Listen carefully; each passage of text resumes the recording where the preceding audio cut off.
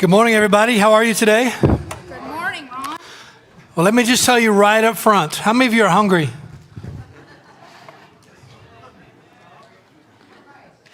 Well, as I told the first service, I see a hand over here. Keegan's going to take us all out to lunch. As I told the first service, the more you respond back to me, the faster I preach, okay? All right, you're dismissed. No, I'm just... So if I tell a joke, even if it's not funny, just give me a pity laugh. It'll make me go faster, all right? Thank you. Well, over the past couple of weeks, we've been talking in Hebrews chapter 11 about the great heroes of the faith. It's called the Great Hall of Faith, and we're going to be going through that for the next several weeks. And the definition that Matt has been giving us is found in Hebrews chapter 11, verse 1. It says, Now faith is confidence in what we hope for and assurance about what we do not see. So belief plus trust is faith.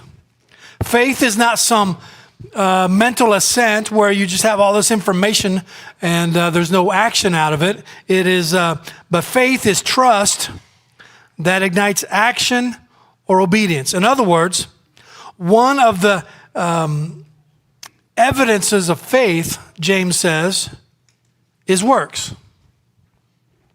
James said, I'll show you my faith by my works. Faith without works is what? Dead, okay? So here's the bottom line today that we're going to talk about. Faith leads to obedience because the promise of God is worth it. So as we read through this incredible stories of faith in Hebrews chapter 11, I'm just going to give you a big overview real quick about some truths that we find. And number one, God uses imperfect people to accomplish his perfect will. How many of you know that's true? Are you perfect? Am I perfect? All right. The next time you feel like God can't use you, remember this. Noah was a drunk. Abraham was old. Isaac was a daydreamer. Jacob was a schemer. Joseph was abused. Moses had a speech problem. Gideon was afraid. Samson was a womanizer. Rahab was a prostitute. Jeremiah and Timothy were too young. David committed adultery and was a murderer. Elijah was suicidal. Jonah ran from God. Naomi was a widow. Job went bankrupt. He lost everything. John the Baptist ate bugs. He wasn't Baptist. He ate bugs. Otherwise, we'd have a casserole or something. Anyway, thank you for the pity laugh. Peter denied Christ. Thomas doubted. The disciples fell asleep while Jesus was praying, and they ran away when Jesus needed them the most. Martha worried about everything. The Samaritan woman was divorced more than once. Zacchaeus was too small. Paul was too religious. Timothy had an ulcer, and Lazarus was dead. What do you have that's worse than that? So no more excuses. Let God use you to your full potential. You're not perfect, but God can still use you to accomplish his perfect will. Okay, you got it? Number two, God uses ordinary people of faith to do extraordinary things. Faith results in action. I love what Henry Blackaby said. When God was ready to judge the world with a flood, he came to Noah. When he desired to build a nation for himself, he turned to Abraham. When he heard his children groaning under Egyptian bondage, he appeared in a burning bush to Moses. They were three of the most ordinary men, but God had a work to do, and he knew just who to do it with. God has always given his people assignments that are too big for them to do alone, so that a watching world can see not what we can do, but what God can do. All right, so God uses ordinary people to do extraordinary, miraculous things. Number three, God's Hall of Fame recipients never quit. They just keep going. If they fall, they get up. If they miss the mark, they try again. It's a pattern for people of faith. They just keep going.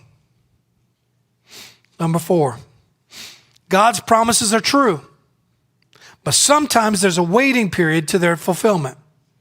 Hebrews 11:13 in our passage in chapter 11 says, all these people were still living by faith when they died. They did not receive the things that they were promised. They only saw them and welcomed them from a distance.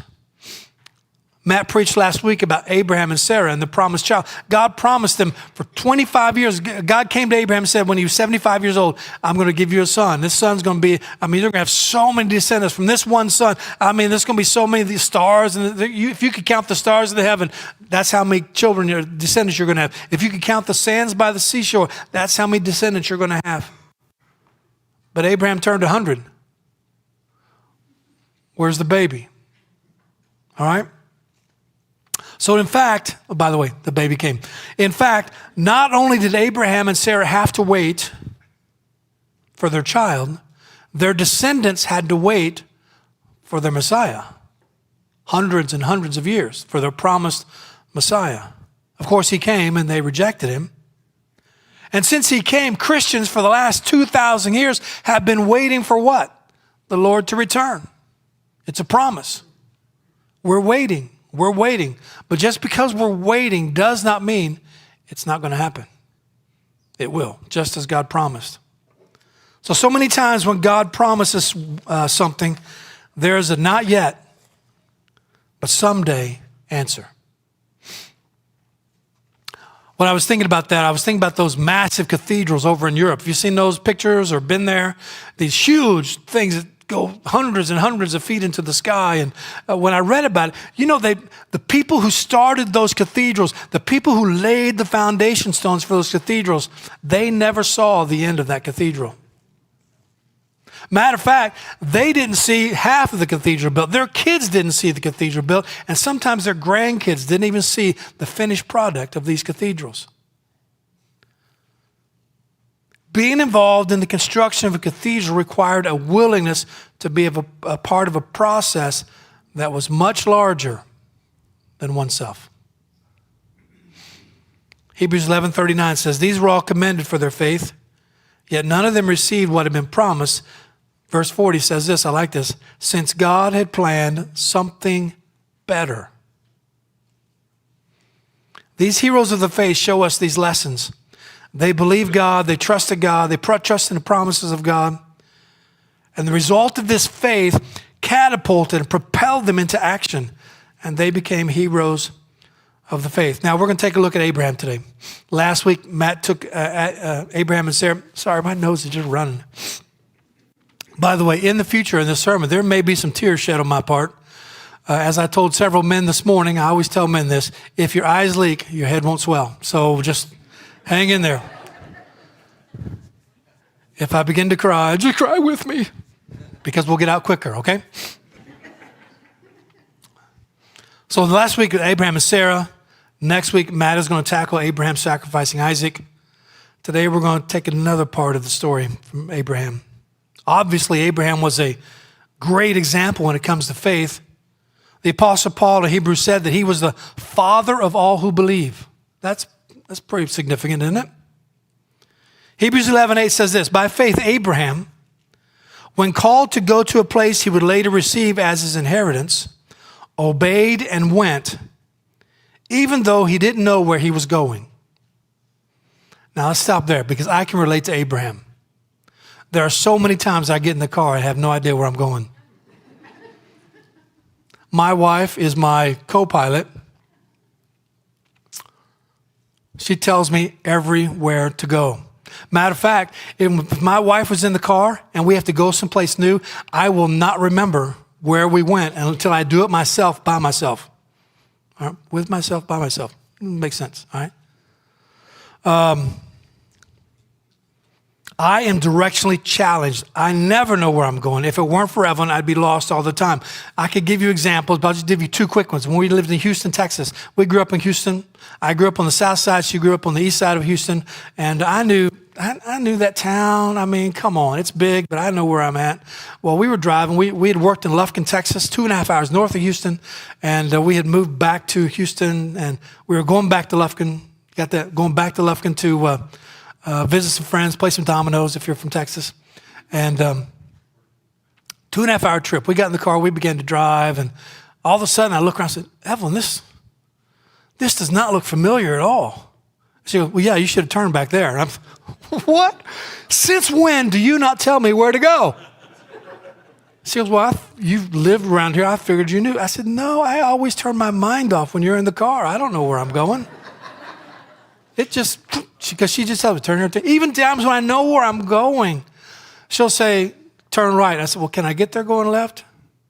Yeah, you can. But what I notice that when she tells me that, there's usually things that I don't know about, like traffic and, things like that. She is my co-pilot. She tells me where to go because I don't know where I'm going. So I can relate to Abraham. Get up and go. I don't know where I'm going. Then there was a time, which we're not going to spend much time because it could take all day. We moved from Georgia. We'd taken a new job in Champaign, Illinois, and we were leaving Georgia to go to Champaign. And I was in the U-Haul. I had Tori and Tara in my front seat. Evan was in the car, and I kind of motioned, go to the bank, get some cash because we had not a dollar, not a penny on our person, except Tara had $1. Somebody gave her $1 in church that morning. So she went to the bank, and long story short, I didn't see her for the whole day. She was supposed to be following the truck. I didn't see her all day long. Tara was in the car going, I want my mommy. I said, well, I do too, but I don't know where she's at. So, this is back before cell phones, if you can think back that far. Some of you are like, what? Hadn't cell phones been around since Abraham? No. Anyway, I can relate to Abraham. By faith, Abraham went, when called to go to a place he would later receive his inheritance, obeyed and went, even though he didn't know where he was going. By faith, he made his home in the promised land like a stranger in a foreign country. He lived in tents, as did Isaac and Jacob, who were his heirs, with him with the same promise. For he was looking forward to the city with foundations, whose architect and builder is God. And by faith, even Sarah, who was past childbearing age, was enabled to bear children because she considered him faithful who had made the promise. And so from this one man, and as Matt talked about last week, his body was as good as dead, came descendants as numerous as the stars in the sky and as countless as the sand on the seashore. The corresponding passage you can turn to is Genesis chapter 12, verses 1 through 9. Here's God said to Abraham, go from your country, your people, your father's household to the land I will show you. I will make you into a great nation. I will bless you. I will make your name great. You will be a blessing. I will bless those who bless you, and I'll curse you that curse you. I will curse those who curse you. And all the peoples on earth will be blessed through you. So Abraham went, as the Lord had told him. And Lot went with him. Abraham was 75 years old when he set out from Haran. He took his wife Sarah, his nephew Lot, all the possessions they had accumulated, and the people they had acquired in Haran. And they set out for the land of Canaan. They arrived there. Abraham traveled through the land as far as the site of the great tree of Moreh in Shechem.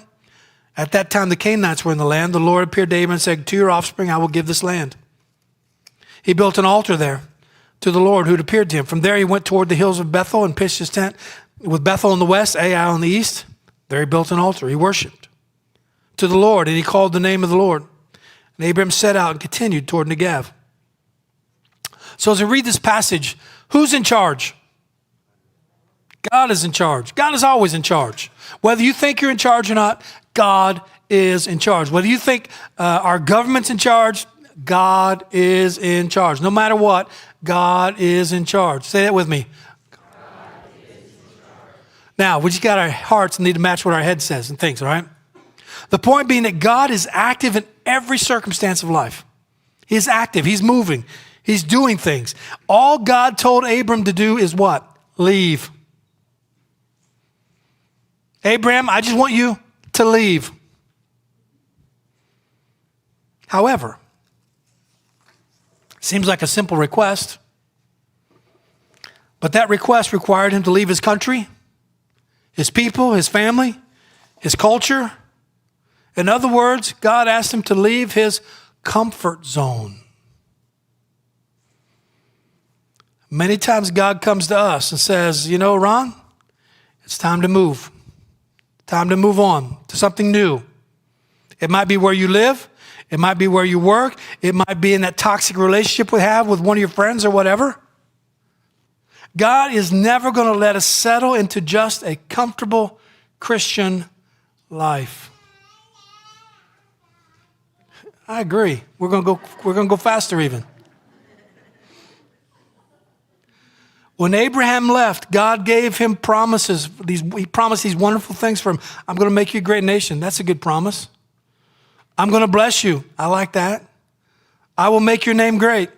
You will be a blessing. I'll bless those who bless you. I'll curse those who curse you. I like that. All the peoples of the earth will be blessed through you. So what does that mean? Faith is happy to step out, not knowing where it's going, as long as it knows who's going along. And that's with a capital. That means with God, we know God's going along. Notice Abraham didn't have a map. He didn't have a schedule. He didn't have an atlas. He didn't have GPS. Or hotel reservations. He had him and his entourage headed west. You know the old saying, go west, young man. Except in his case, it was go west, old man. He just had to go. And God would show him where to stop. And they moved in faith. I imagine some of the conversations they had along the way with people they met. Hey, where are you guys going? We don't know. How will you know when you get there? Don't know. How long till you arrive? Don't know. How are you going to provide for yourself? How are you going to make a living? Well, we know this. God will take care of us. And he's telling us where to go. We love to control the map and the calendar and the agendas of our lives. But faith is content knowing that God will never fail us and he'll never lead us wrong. If you take a look in the book of Acts, you'll see a whole book. You know, you never knew what was going to happen next.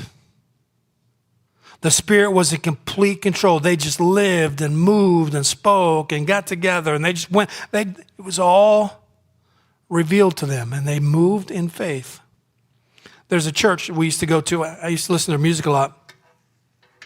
In Brooklyn, New York, Tennessee. Brooklyn, New York. The Brooklyn Tabernacle. Have you heard of that? Them? Pastor Jim Cymbala was the pastor there, and he would go to a lot of our conferences that we went to, and his wife was Carol Cymbala. She was the choir director, and they had about 300 people in their choir. And she said that, you know, when we come out on Sunday, they had 4 services at the time, we never know what we're going to sing. And as a worship leader at the time, I'm going like, what? We were at the service, and before their service, the choir practiced, and they sang a couple of songs. Oh, I love those songs. I can't wait to hear those. And then they did 2 completely different songs for the service. They didn't know what they were singing. The choir knew all the songs from memory. The band played from memory or by ear or whatever. They know music. If they wanted to change keys, they would just stick their thumb up and they'd change keys. They just sang till they were done. They were completely led by the Holy Spirit. Wouldn't it be amazing if churches did away with their order of services and gave time to move? Because I imagine, even in churches I was at, pastoring or worship leading, that God wanted to move, but he wasn't on the schedule. We'd say, okay, God, you got 2 minutes here at the end. We'll cut a song a little bit. You got 2 minutes to move among your people. Do what you want to do in those 2 minutes. What would it be like if our services were totally Spirit-driven?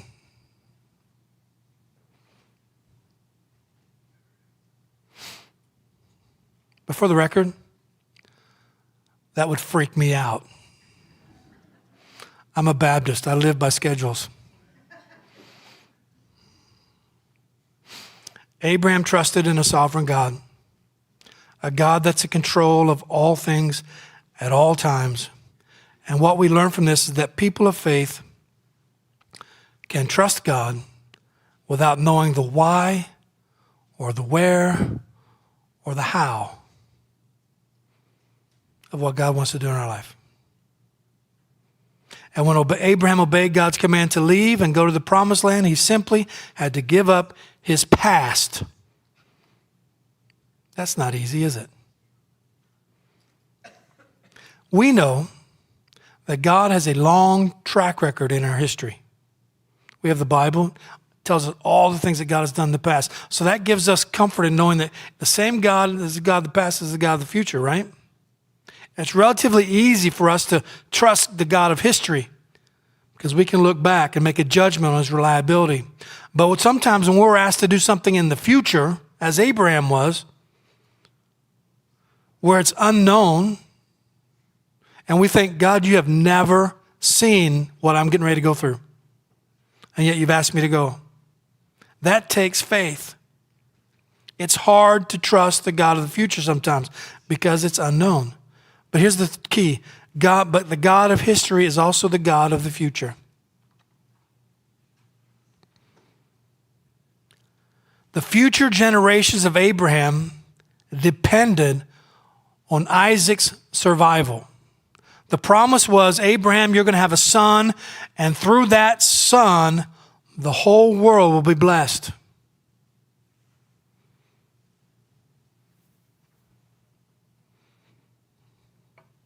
And he was prepared to go through it to sacrifice because he trusted God. And you'll hear more about that next week.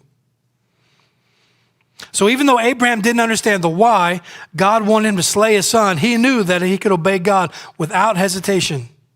His faith told him God would work out his purposes even though he didn't see how. Hebrews 11, 17 and 19 says this. By faith, Abraham, when God tested him, offered Isaac as a sacrifice. He who had embraced the promises was about to sacrifice his one and only son, even though God had said to him, it is through Isaac that your offspring will be reckoned. Abraham reasoned that God could even raise the dead. So in a manner of speaking, he did receive Isaac back from the dead. What does that mean? In the original language, verse 17 brings out Abraham's confidence. In other words, Abraham was so willing and determined to obey God by sacrificing Isaac that in his own mind, Abraham, the task was already completed. It was as good as done. He was going to do it because he knew the Lord would provide. If you look in Romans 4, chapter 4, verse 20, here's what Paul said. Abraham never wavered in believing God's promise. In fact, his faith grew stronger. Verse 21, he was fully convinced that what God promised, he was able to perform.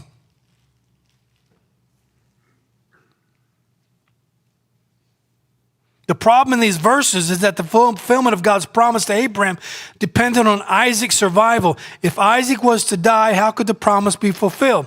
Well, the writer of Hebrews turns the perspective back, turns his focus from Abraham to God and his faithfulness. If God was to retain his integrity, in the eyes of Abraham, he would have to come through. Abraham believed God's promise, even without knowing why. And he believed so much that he placed the life of his son in the Lord's hands. That's kind of what we do when we dedicate our children to the Lord, isn't it? We bring them to the church and they pray a prayer of dedication over them. Yes, it's a prayer of dedication to the parents who will raise the child up, but it's also saying, God, this child is yours. He's a gift from you to us. You can have them. We will be the stewards of these children.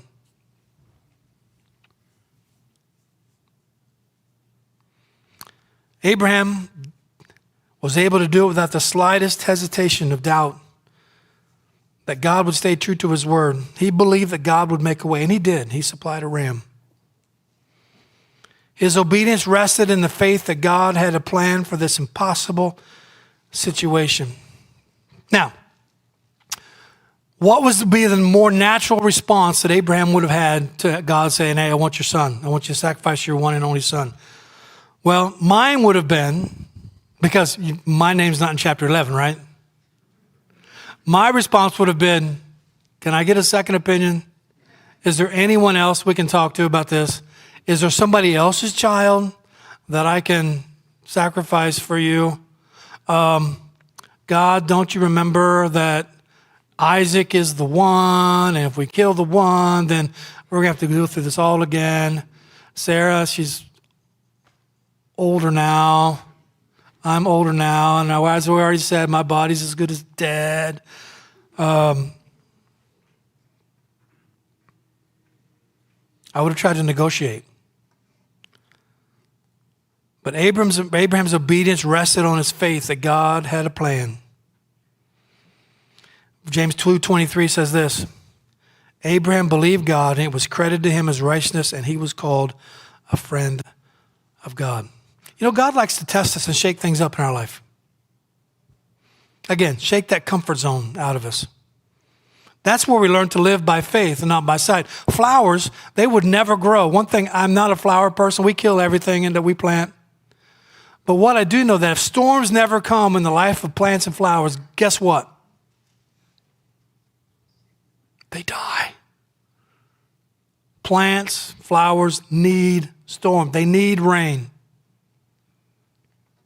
So when you're tested, and you will be tested, welcome the challenge. So Hebrews 11 is a who's who list of faith walkers who endured to the end.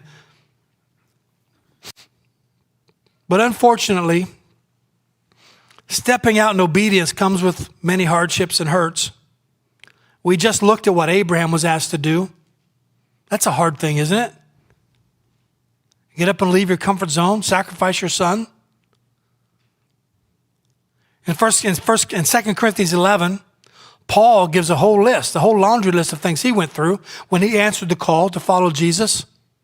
Well, what did Paul endure? Well, things like prison. He was beat with a rod. 3 times he was beaten with 40 lashes. He was left for dead, stoned, shipwrecked, threatened by Jews and Gentiles, constantly in danger on land and in sea. Plus, he carried the weight of the churches that he had started and cared for. God doesn't call us to a life of comfort, but of obedience. And how many of you know that obedience is hard? But he always has a reason for his call in our life. He has a big picture in mind, and Paul knew it. He's got that cathedral mentality. You won't see it, but I see it. That's what God sees. In my life, I'm not the Apostle Paul. By no means have I gone through what he went through. But I surrendered my life to full-time ministry when I was a sophomore in high school at youth camp in the summer. It was if God verbally spoke to me, I want you to do this. And I said, okay. After high school, I enrolled at Baptist Bible College as a music major, Springfield, Missouri. I got a music degree because our worship pastor, that church I grew up in, did youth. And I wanted to do youth so bad. I was a music major, not a musician. There is a difference. Musicians, it just kind of flows out of them. And I graduated, thank the Lord. That's a joke, feel free. But my whole life I've heard God doesn't call the equipped, he equips the called. Anyway, I thought to myself, I was young, I didn't know any better. Anyone can do youth, but not everybody can do music.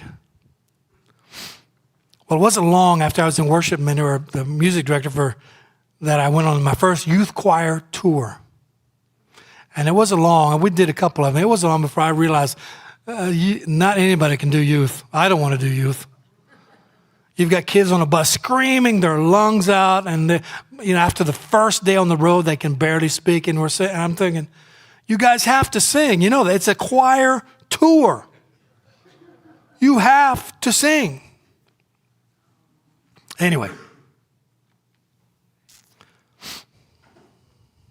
I graduated college. I enrolled in the School of Life and Ministry. It was way harder than any class I ever took in college. In my 33 years of full-time ministry as a worship leader and pastor, I experienced some amazing, some great and fruitful times, but I also experienced some hard times. I worked in 6 different churches across the U.S. And let me just give you a short list of my sufferings. Some of them. I could write a book. I worked in a church where the pastor had an affair with the secretary for 6 years. I worked in a church where a co-pastor's wife had an affair with a fireman. I've been through church splits. I've dealt with legalistic people. I've dealt with unloving, unchangeable people. I've dealt with people who said, when we're talking about, do I want to go down this rabbit trail? Never mind. Our junior high director in one church went to jail for molesting his boys in the youth group. My motives are questions. I had many long nights with people. People left our church. I had one guy when I was pastoring in California. I had one guy who left our church to go to a new, exciting church that just started up in the valley. And he came to me at a conference we were at, and he goes, "Hey, Ron, it's good to see you. Hey, does it bother you when people leave the church and go somewhere else?" I wanted to say, well, would it bother your wife if you left her to go somewhere else? I mean, come on. I said, well, yeah, it does hurt because I'd spent at least 6 months with this man dealing with his teenage daughter who was going astray. Spent 6 months helping him maneuver and negotiate the path with his daughter. But a new church came to town and he left. On top of that, Evelyn had cancer. Went through 8 chemo treatments, 35 radiation treatments. My daughter went through a dark time. And I would love to stand here and say, I lived an exemplary life of faith. Yay. I tried to quit. Most pastors quit every Monday.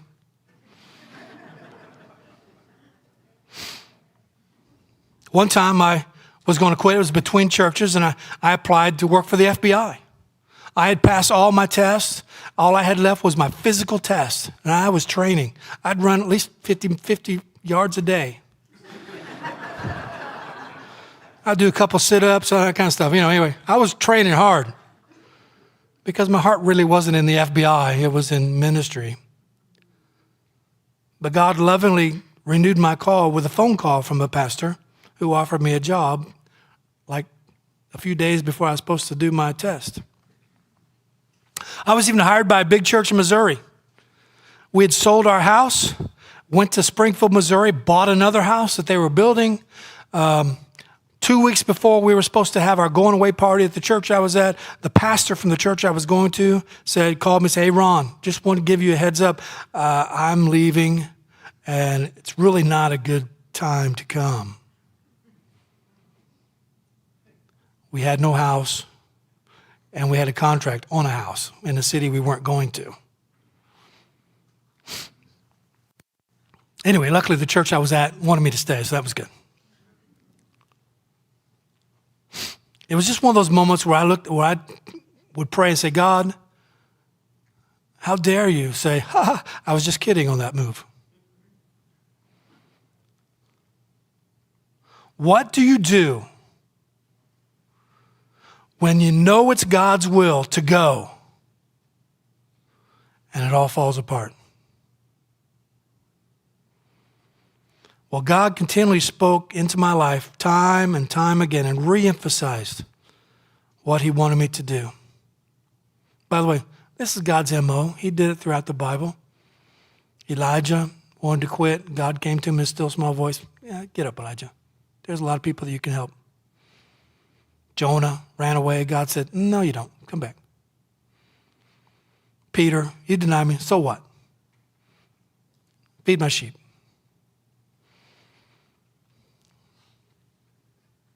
What do you do when you feel God has called you to a place and then deserted you?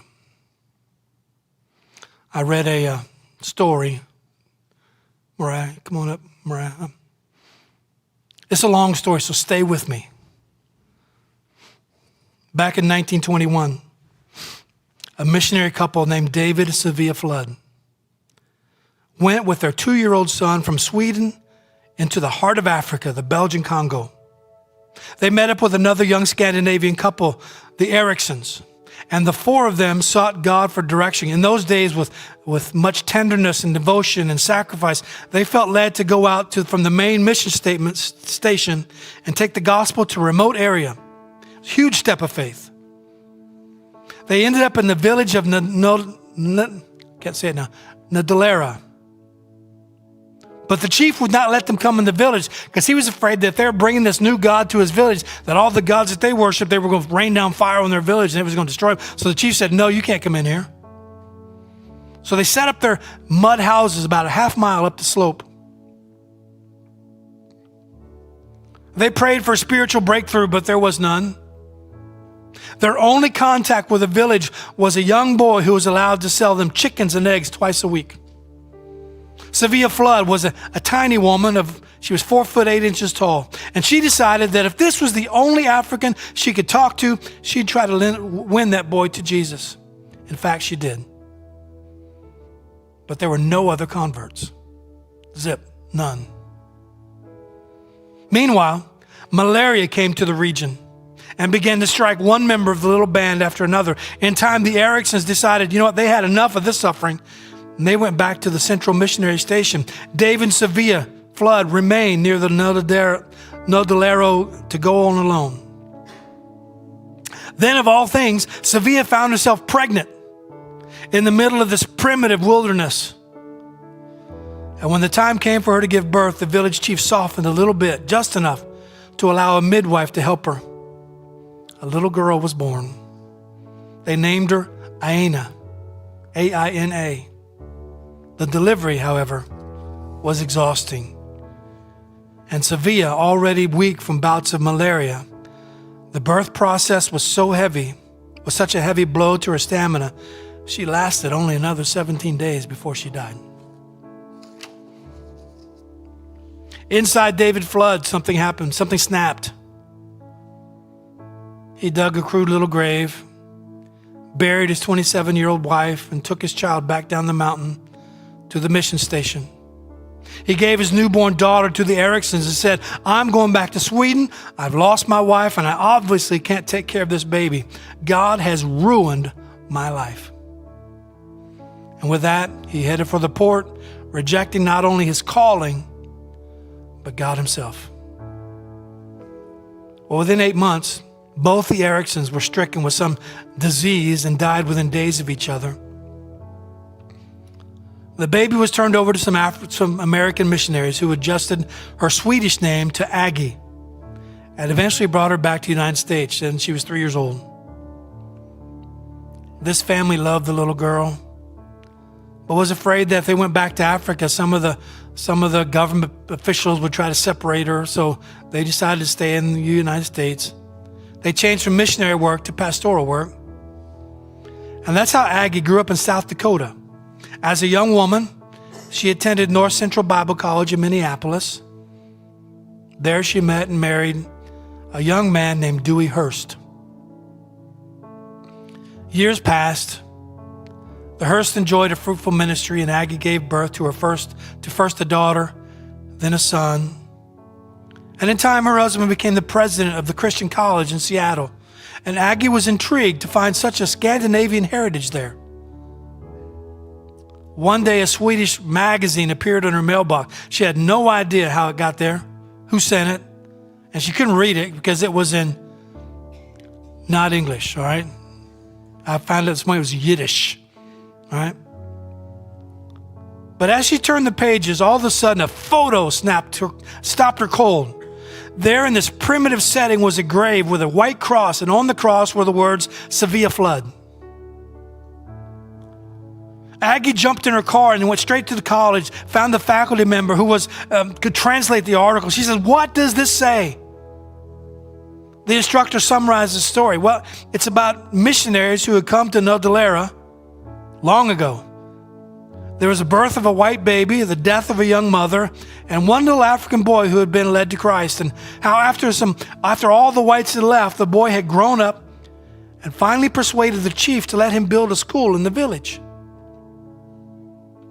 The article said that gradually he won all of his students to Christ. The children led their parents to Christ. And even the chief had become a Christian. And today there are over 600 Christian believers in that one little village.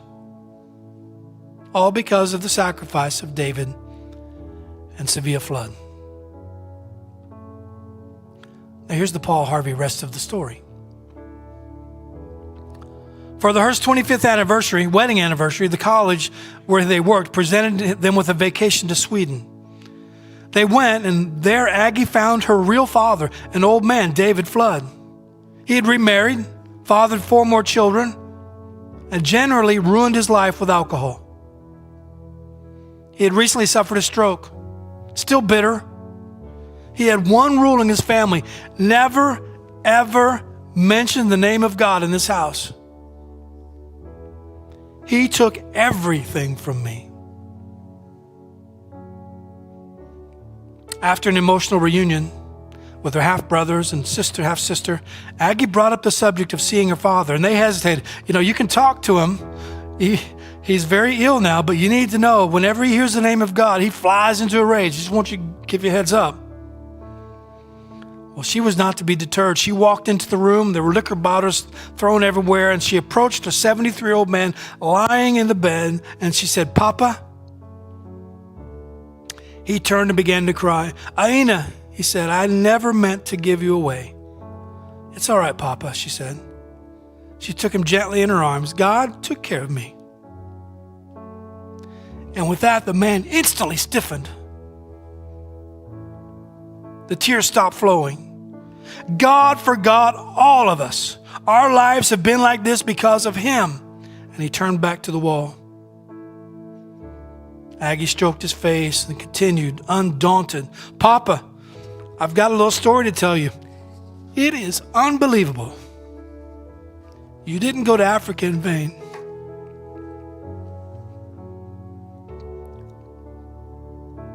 Mama didn't die in vain. That little boy that you won to the Lord grew up to win the whole village to Jesus. That one seed you planted just kept growing and growing. Today there are over 600 African people serving the Lord because you were faithful to the call of God in your life. Papa, Jesus loves you. He never hated you.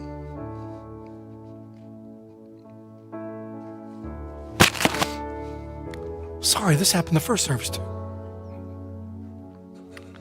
The old man turned back around to his daughter. His body relaxed. He began to talk, and by the end of the afternoon, he had come back to the God that he had resented for so long. Over the next few days, father and daughter enjoyed warm moments. Aggie and her husband had to go back to America, and within a few weeks, David Flood had gone into eternity. A few years later, the Hearsts were attending an evangelism conference in London, England, where a report was given from the nation of Zaire, formerly the Belgian Congo. The superintendent of the national church, representing some 110,000 baptized believers, spoke eloquently of the gospel spread in his nation. Aggie couldn't help going afterward and going up to him and talking to him. "Have you ever heard of David Sevilla Flood?" He said, "Yes, madam. It was Sevilla Flood who led me to Jesus."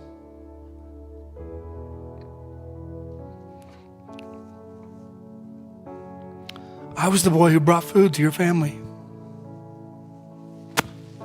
before you were born.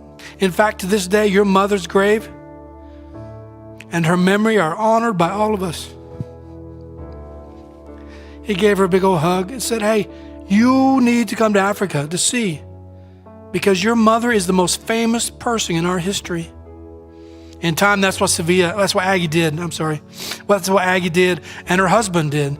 They were welcomed by cheering throngs of villagers. She even met with a man who had been hired by her father to take her down the mountain.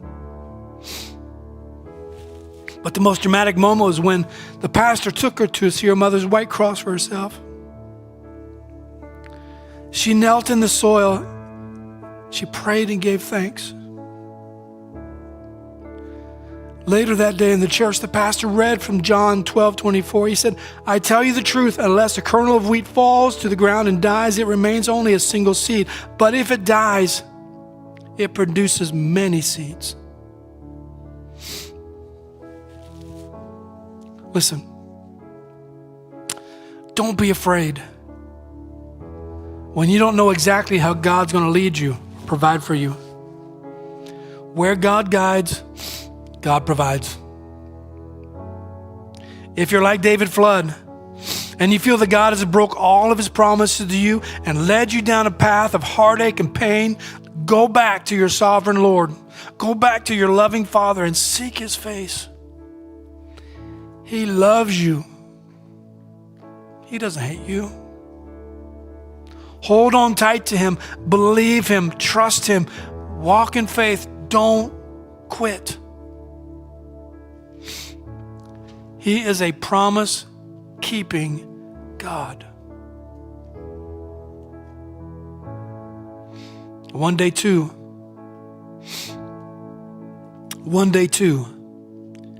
you will be in God's hall of faith. When you walk into the gates of heaven, Jesus is going to meet you and he's going to say, well done, good and faithful servant. You know, I don't know where you're at this morning.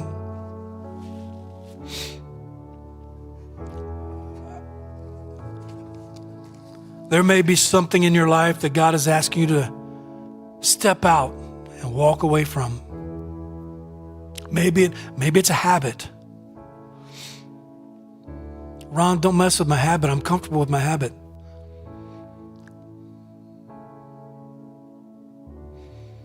Are you going to step out in obedience? Maybe it's your job. Maybe it's, I don't know what it is. You know. But God is asking you to get up and leave something. And God is not going to ask you to do that if he doesn't have something better waiting for you at the end. Won't you do it today? Would you bow your heads? I just want to pray for you this morning.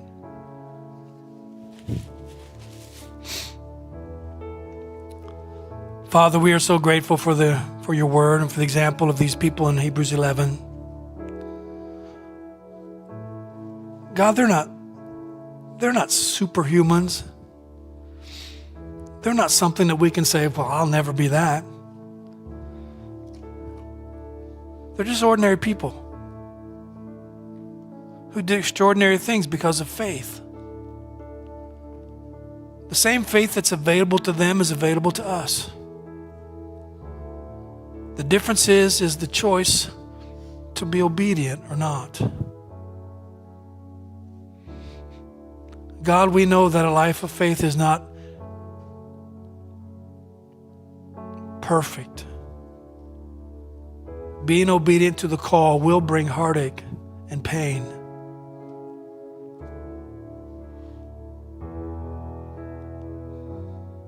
But you said you'd be with us. And we believe that if you asked us to go, you're not going to leave us. You will bring us through to the end.